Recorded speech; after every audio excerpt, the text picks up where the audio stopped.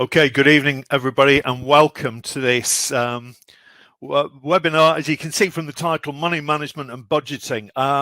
Those of you who know Adrian, my colleague, will realise that I'm not Adrian. My name is Mark Redmond, and I'm normally on the back seat. But oh my goodness, he's arrived! Look at him! I've got to tell you, in the background, there was a certain amount of flapping of wings as broadband seemed to desert where Adrian lives. Anyway, back over to you, Aid. Thank you, Mark. Is everybody nicely warmed up, ready for me now, are they? No, they're just wondering what the heck is he going on about at the moment. Anyway, let's go back to formalities. Over to you. Right. Yeah, see you. Thank you, Mark. And can I just offer everybody my sincere apologies? Okay, I don't think Adrian realizes at the moment that he's just frozen again. You might be able to see him in the background, but anyway, listen. We always run with two people on board just in case of this eventuality. So welcome from me, not Adrian, it's Mark, but I had the pleasure of presenting something along similar lines to younger players, like the academy players and some of the rookies. A couple of weeks ago. Now, normally we would have Steve Hardesty giving a short introduction. Steve, of course, from Rugby League Cares. He's got a very tough job at the moment. He's over with the NRL, learning about how things happen down there. Fantastic, but it's obviously going to pay benefits to everybody when he comes back and shares some of the learning from his time down there. But in the meantime, please do enjoy the next, I would think, 20-25 minutes or so, when we're going to be looking at the starter topic of what's going to be a series of 4 webinars. And this evening, we're looking at money management and budgeting. Yeah, I've gone through the title again. Now, before we get into some of the detail, and believe me, I'm sure many of you will think, gosh, I've got a handle on this already. There's always something that we can do to shave a bit of savings here and there, which means more in your pocket and less going out on things that perhaps you don't always want to spend money on. Anyway, there are a couple of legal formalities. This is being recorded, so you can refer back to it at a later date.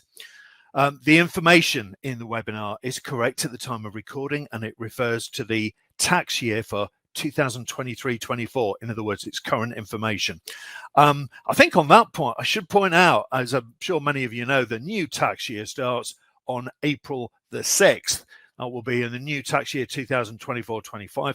We're not getting in anything too specific this evening on tax years. No doubt we will be sharing any changes on that in a little while. The other thing that I should make it clear, this isn't financial advice this evening. This is more about sharing information with you, confirming some of the things you already know, maybe sharing one or two things you hadn't been totally on top of before, just so that, overall you can take more control of your finances. But anyway, let's press on. Now, you should, on the right-hand side of your screen, be able to see a Q&A tab. Now, in the Q&A tab, please do put in there any questions that you have as we run through the webinar this evening. Now, I'm not able to multitask on this, so what I'm going to do is just reassure you, any questions that you ask are entirely confidential. You're not going to your question won't be seen by anybody else. And I will be getting back to you all individually on the back of the webinar. So it's either later on tonight, but practically speaking, I suspect any questions that you ask, I'll follow up with them tomorrow. They'll go to the email address that you use to register on the webinar. And you'll be the only person who's seeing the answer to the question that you've set. So please do use it, and I will get back to you with anything that you ask specifically. So, well, let's start off with a quick look at the financial situation, what's out there and what's going on at the moment. And we're picking out here what's happening in terms of cost of living, well, across all 3 topics. But effectively, we're looking at the fact that all of us are having to spend more money to kind of tread water. Yeah, if we look at inflation, the year ending November 22, you'll see food and catering inflation was running at 15.2%. Well, it's dropped back a bit. to the year ending November 23, and it was running at 9%. So the January figure, some of these figures come out with a bit of a delay. The indicator there is 8%. So food and catering seems to be on the reducing side, but it's still going up, and very often going up faster than wages. So it means more of our money is going out in that particular direction. Now, fuel. Can I stress here, we're looking at unleaded, so those of you with diesels will probably be sharp intake of breath. Fuel has been coming down in price, although I have to say there seems to be a hardening of price on fuel at the moment. So whilst that November 23 figure of 151, let's call it, is looking a little bit pricey, it wasn't unusual to be seeing prices at the low 130s on unleaded. That seems to be hardening now, and the price seems to be moving back to the 140 figure. Of course, it depends where you buy your fuel and whether you shop around or not. So fuel steadying and perhaps edging up a bit. And then finally, energy. Now, we all know that energy, there's effectively a price cap being applied. Now, the price cap doesn't mean that if you were using energy, as I'm sure we all were, year ending October 22, not all of us were paying £2,500 a year. It depends how much energy you used. So the government came up with what they called an average property for an average family and said, this is the amount of money that will be used for gas and electric to power the home, heat it, that kind of thing. And they set a price cap looking at the price per therm of energy, £2,500. Now that came down very gradually, and whilst 1,834 for the October 2023 price looks like a dramatic reduction, do bear in mind when we were paying £2,500, well, we were getting some help from the government as well. That's gone. So 1,834 for October 2023. But then from the 1st of January this year, we're paying £1,928. Apologies. So the price has jumped up. It's going to be announced very shortly what the price will be for the energy prices from the 1st of April onwards. And the industry has been dropping one or two hints, maybe talking with the regulator and this and the other and the government, but it would appear that that price is going to drop from 1,928. Rumours abound. Let's just wait for it, but it could well be below the 1,834 that we were paying at the October set price. Listen, the general message here is that everything that we spend money on has gone up in price.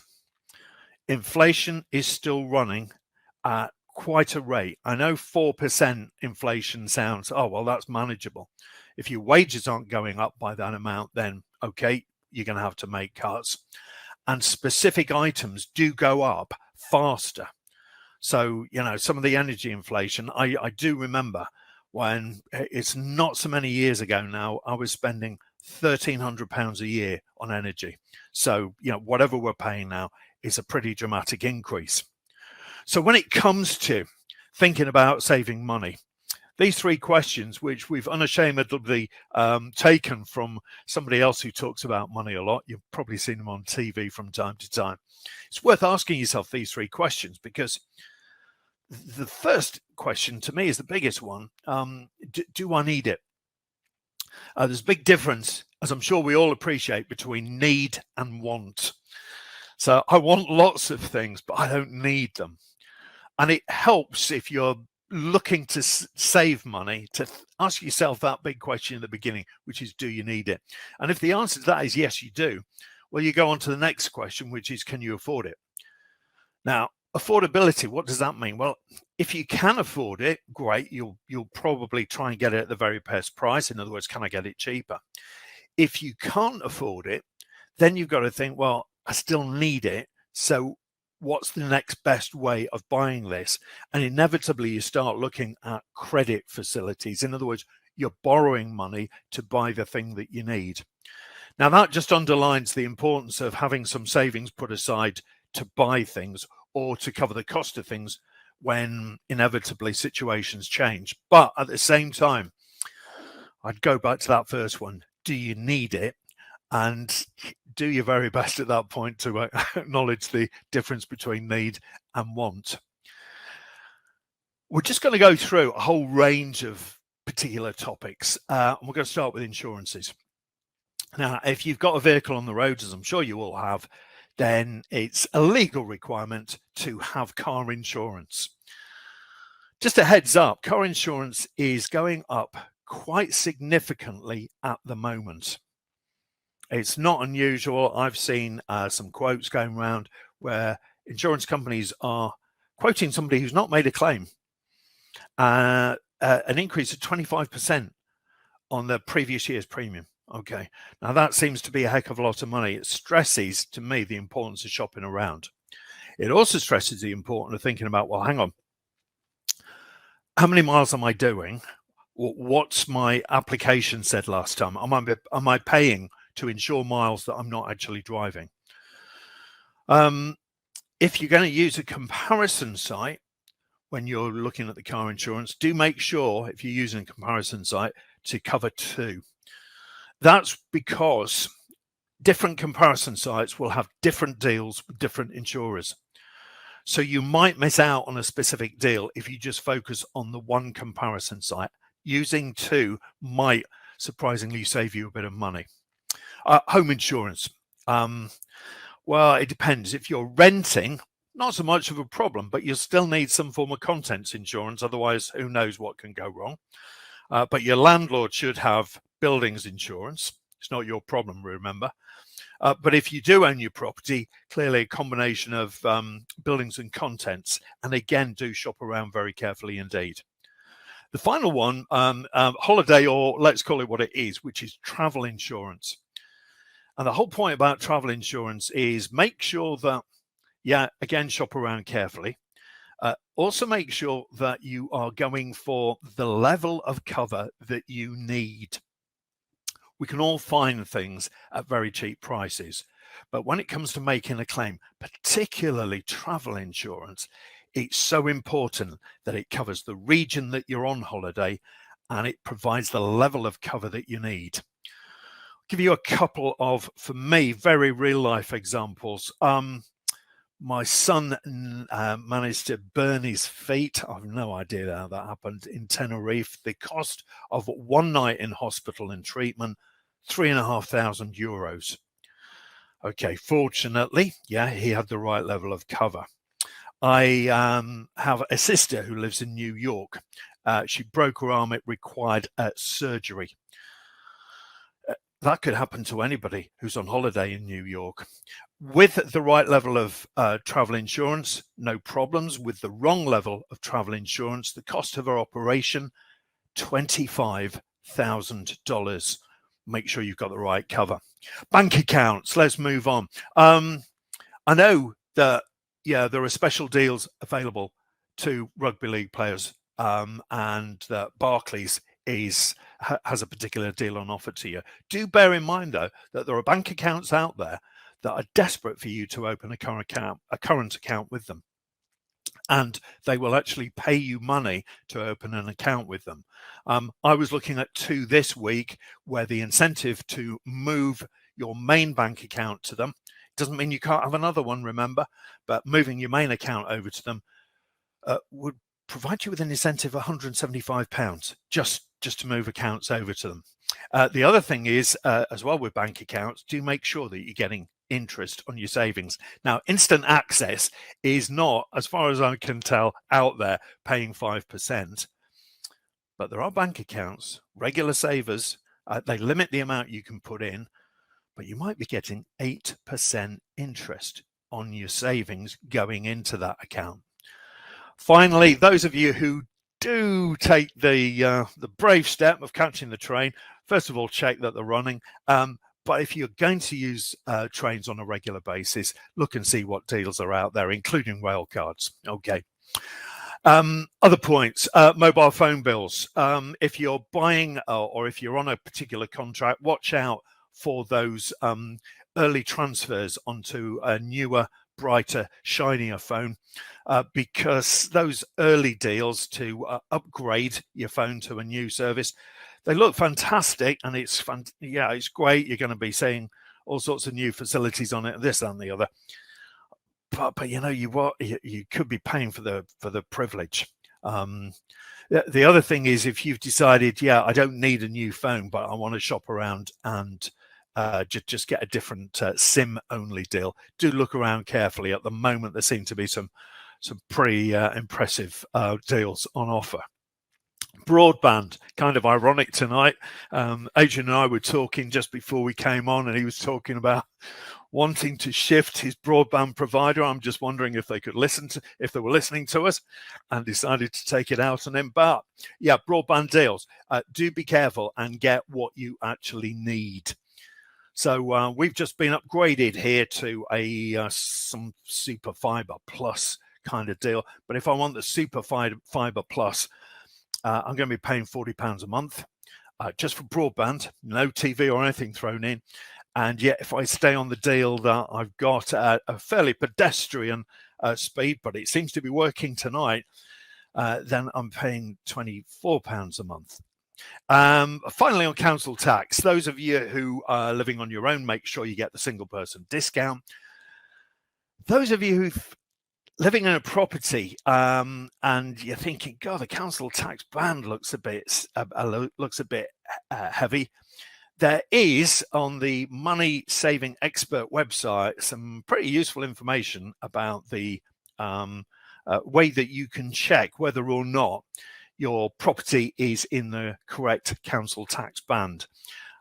There's the valuation office that will enable you to check some of this out. Before you go too far down the road, just remember this.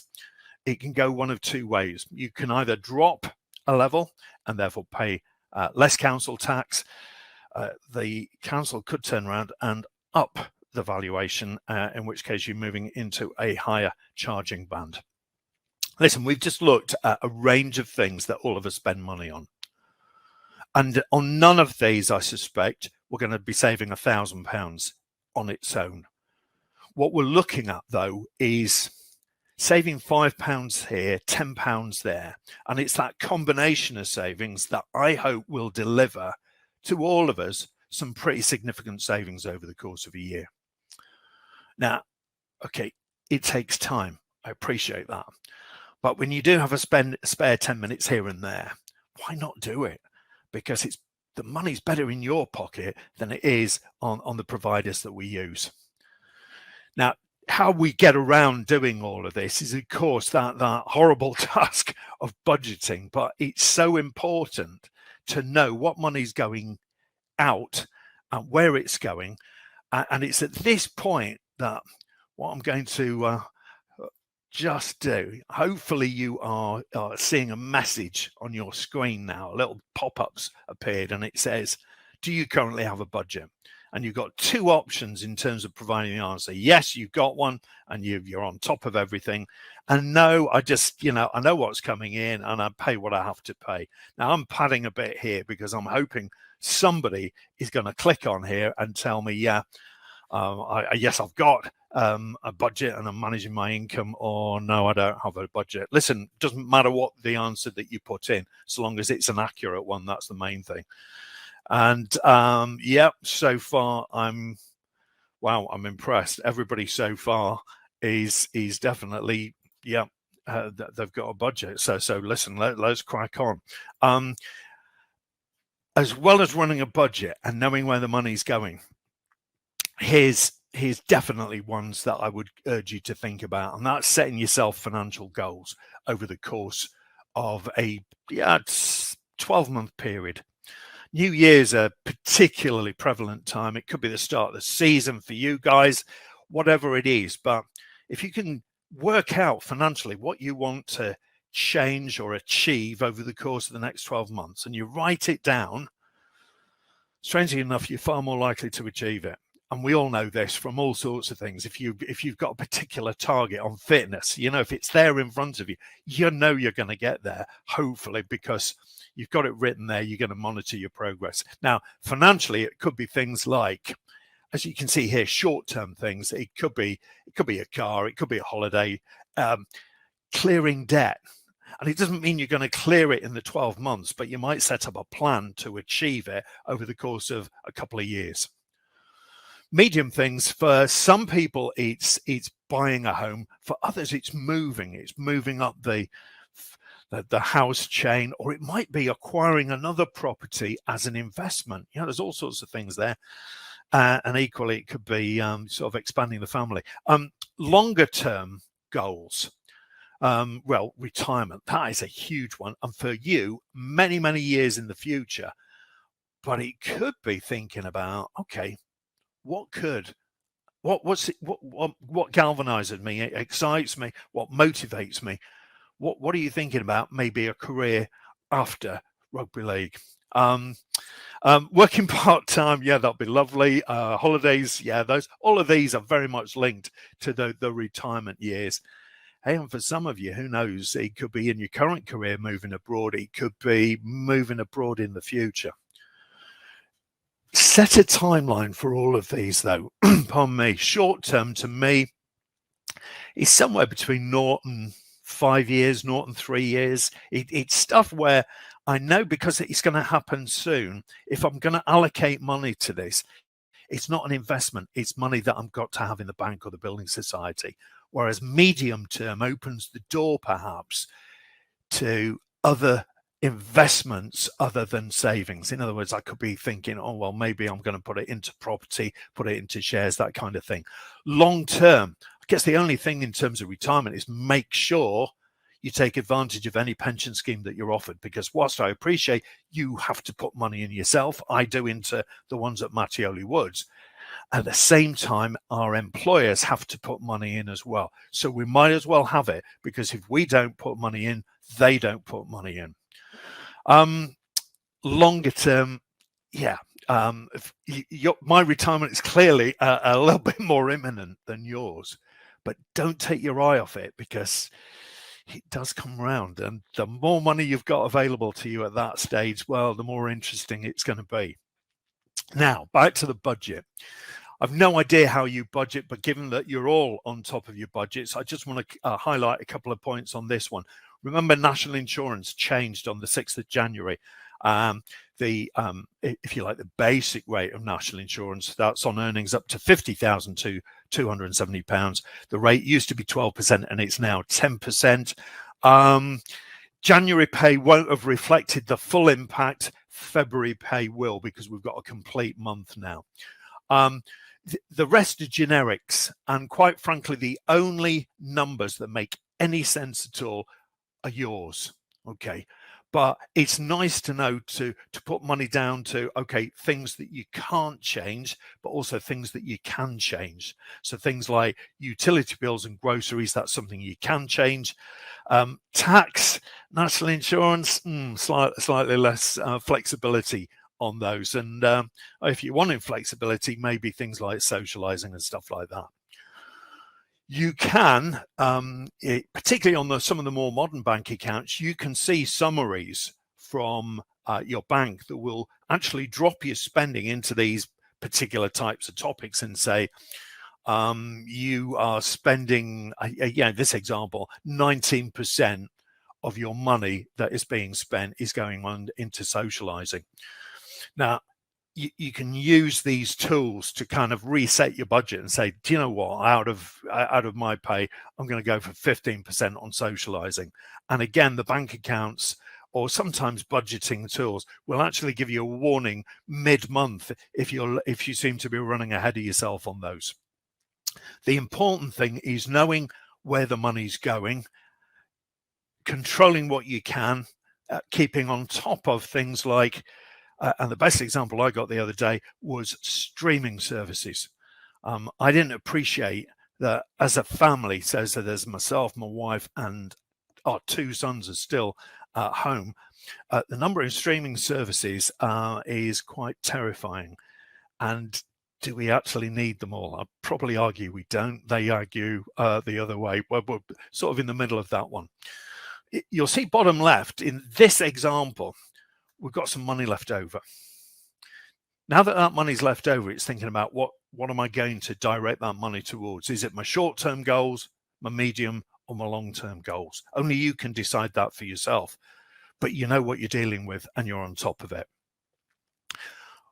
Whatever we do of a financial nature, it's useful to check, are we doing the right things? And if we look at the main topic of budgeting and money management, the organization Money Helper was set up by the government, is funded by the industry, and they are there to provide generic information on a whole range of topics, things like travel insurance, things like retirement. Money Saving Expert, I guess many of us know it better as Martin Lewis's website.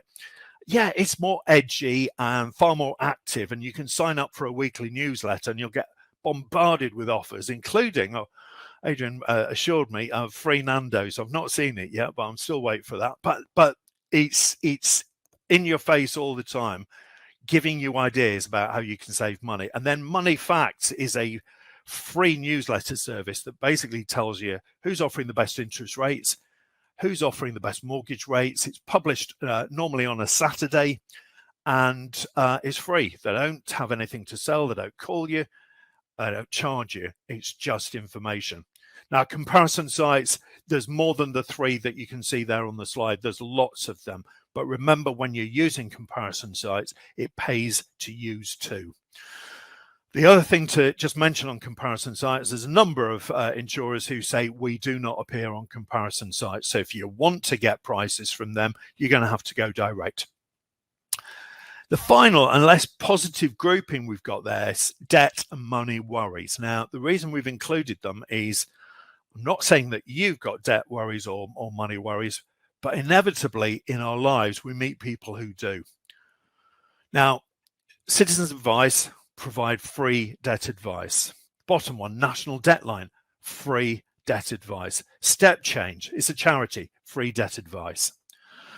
There is a TV advert running for a debt advice company at the moment, and their starting cost is £600 to the person who's already in debt to set them up a debt plan. Citizens Advice, Step Change, National Debt Line will do exactly the same service at 0 cost. Money Helper are there because they've got some stuff you can read about online about managing debt. So if you know anybody who's got 1 or 2 debt problems, make sure they're not paying for any advice that they get. Saving money is not always about shopping around. It's sometimes about using the tools that are already available or perhaps bolted onto some of the services we use. So, for example, earning your rewards. I believe Chase, it's just one of many providers out there offering bank accounts, but on their debit account, they're offering 1% cash back for a 12-month period. I believe there's a maximum payout of £15 a month, but I wouldn't mind having £15 a month for the next 12 months. Earn your rewards. Rewards are available on all sorts of things, including buying services, buying goods on websites. So if you look at people like Quidco, Top Cashback, all of them are doing one simple thing, which is giving you the opportunity to save a bit of money and keep it in your pocket rather than go out blind. Give them a go. Turning down the thermostat. Do you know what? We've seen so many adverts for that on TV, but it does work. You turn down the thermostat by one degree and you've cut down your heating bill straight away. Eating less meat. Well, I'm sure you're getting lots of dietary information through clubs, but yeah, sometimes eating a bit less meat is good for your fitness, but also is a cost saving as well. Eliminating food waste. Well, the last time it was analysed by the House of Lords, we were throwing away as a country over £10 billion a year on food waste. Don't throw it away. Yeah, buy what you need, use what you need. Don't be throwing food away. And finally, using cash. Now, okay, some places don't like cash anymore. Some places you go to and you've got to use a card. But using cash is one of those odd things where if you got money in your wallet, you know you're okay, and if you haven't got money in your wallet, you know you can't spend any. Try and adopt that whole ethos, that whole way of operating when you're looking at your bank account. Okay. A final, well, almost final point that I would say is that, to quote Leonardo da Vinci here, okay, everything is connected to everything else. Listen, you guys are working in an environment where your fitness is everything. Okay, and your fitness, your physical fitness, is to us one of those three key elements of your overall well-being. Physical fitness is essential. It's something that you need to work on for your career. Whereas for others, physical fitness is something that they should be working on, because those people who are physically fit will be mentally fitter as well. Mental well-being is really important because it enables us to have a more positive approach to everything that we do. And the more positive we are mentally, the more likely we are to eat more healthily, to exercise, and it's going to enhance any relationships that we have too. But that positive mental well-being also has a massive impact on our ability to make better financial decisions. You know, we're not feeling down when we're doing things and buying the wrong things at the wrong time. We're more positively approaching things and we're planning things. And if we make better financial decisions, then that in overall terms can only improve our financial situation. Now, those who are playing right now with financial problems, they've already got something in their head that is taking their mind off what they're doing, not just when they're playing, but when they're training, when they're just living generally. Your financial well-being, and hopefully the last 30 minutes or so has given you a steer as to the things that you're already doing, and perhaps hopefully shared one or two more. Your financial well-being is one of those essential parts of your overall well-being. And whilst I appreciate Rugby League Cares is one of these big supporting areas of helping you and your overall well-being, remember, much of this is in our own hands as well. And the more that we can do as individuals to appreciate this and work on it, well, the better everything will be overall. You'll see that there's an email address. Now, it is for Adrian. Believe me, so I'm so sorry that he had his problems tonight on getting in. And I'm sure he would have been better than me. But do you know what? You got me, and that's it. Do feel free to use that email address. Both me and Adrian monitor that. When he's out doing other things, I'll be monitoring it for him. Do ask us any questions that you might have on an entirely confidential basis. So you can drop an email to Adrian. He or I will get back to you, again, in complete confidence with answers of anything. You might want some information about some of the topics that we've talked about. You might want some of the links, anything at all. Just feel free, just ask. The other thing to make you aware of, there are at least 3 more webinars planned over the course of this season where we're going to be looking at things like a little bit more on debt, but borrowing and the really good ways of borrowing. Debt sometimes is talked about as a dirty word. It's not. All of us need to borrow money from time to time. Mortgages is a classic example of that. We're going to be going into other topics as well, things like investing money and what opportunities are out there for you, but also things like pensions and the importance of those as part of a strategy, so that when you reach a certain point in life and you want to be able to stop working completely, you've got the funds available there to do it. All I can do is thank you very much indeed for your attention this evening. Final apology for the way things haven't quite worked out as we'd planned, but you know, that's life. Not everything is going to go smoothly. Thanks for giving up your time. Look forward to either being with you or speaking with you at the next webinar. But for now, have a great evening and success this season to all of you. I won't tell you my team, but they had a good start to the season. Thank you very much indeed. Take care Have a great evening. Have a great year. Bye for now.